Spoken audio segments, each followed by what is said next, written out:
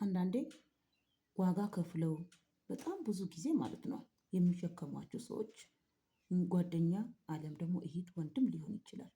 ነገር ግን ሰው ነውና ከእለታት አንድ ቀን ሲቀየርባችሁ ማይሆን እናንተ ያልጠበቃችሁት መልስ ሲመልስላችሁ በቃ አለ አይደለም ያለመዳችሁትን ነገር ሲያደርግ ስታዩት ምን አይነት ሀሳብ ነው የምታስቡት?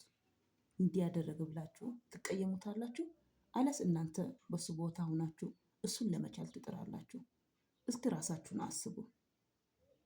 ምክንያቱም ይህ ሰው ብዙ ዋጋ ከፍሏል። ለእኛ በሌለንበት እኛ ባጣን ጊዜ እሱ ግን ለእኛ ሁሉ ነገር ሆኗል። ዛሬ ላይ ግን እኛ ጥሩ ደረጃም ልንሆን እንችላለን። ብቻ ራሳችን ችለን እንሆናለን። ነገር ግን ዛሬ ላይ ሊሸከመንም አይወድም፣ ሊያግዘንም አይፈልግም። በቃ ራሳችሁን ቻሉ የሚል ያልጠበቅነው ወሬ ያልጠበቅነው ንግግር ቢናገር ምን አይነት ምላሽ ይኖረናል?